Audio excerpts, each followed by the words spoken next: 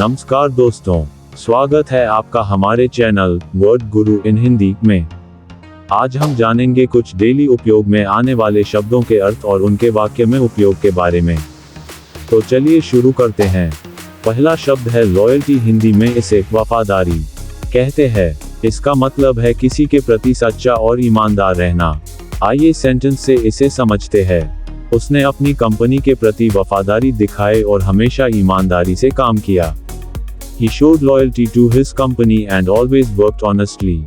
दूसरा शब्द है सेल्फ रिलायंट। इसको हिंदी में आत्मनिर्भर कहते हैं। इसका मतलब है अपनी जिंदगी को खुद के बल पर जीना। आइए सेंटेंस इसे समझते हैं। वाक्य, सच्चे आत्मनिर्भर व्यक्ति किसी भी परिस्थिति में खुद को संभाल सकते हैं।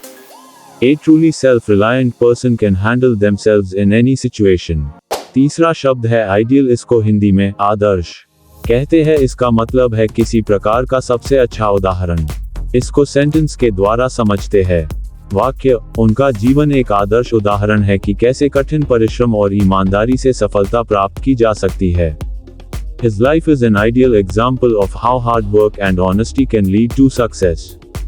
चौथा शब्द है स्ट्रगल। हिंदी में इसे संघर्ष कहते हैं। इसका मतलब है कठिनाइयों का सामना करना।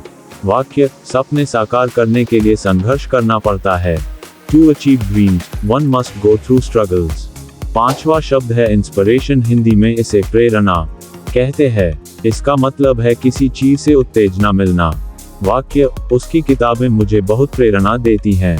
Her books provide me with a lot of inspiration. छठा शब्द है डिटर्मिनेशन। हिंदी में इसे दृढ़ता कहते हैं। इसका मतलब है किसी लक्ष्य को प्राप्त करने के लिए ठान लेना। वाक्य, दृढ़ता के साथ किए गए प्रयास कभी व्यर्थ नहीं जाते। Efforts made with determination are never in vain. सातवां शब्द है रिस्पेक्ट। हिंदी में इसे सम्मान कहते हैं। इसका मतलब है दूसरों की सराहना और आदर करना। वाक्य, हर किसी को सम्मान मिलना चाहिए। Everyone deserves respect. आठवां शब्द है एफर्टलेस। हिंदी में इसे सहज कहते हैं। इसका मतलब है बिना किसी कठिनाई के। वाक्य, उसकी बात करने की शैली बहुत सहज और स्वाभाविक है। Her way of speaking is very effortless and natural. नौवां शब्द है करेज। हिंदी में इसे साहस कहते हैं। इसका मतलब है डर के बावजूद कुछ करने की हिम्मत। वाक्य, साहस से ही बड़ी चुनौतियों का सामना किया जा सकता है। Courage is needed to face big challenges. आखिरी शब्द है enthusiasm। हिंदी में इसे उत्साह कहते हैं। इसका मतलब है किसी काम के प्रति उत्सुकता और खुशी।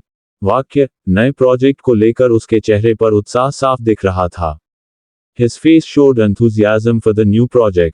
तो ये थे कुछ रोजमर्रा के उपयोग में आने वाले शब्द और उनके अर्थ। अगर आपको यह वीडियो पसंद आया हो तो कृपया लाइक और सब्सक्राइब जरूर करें।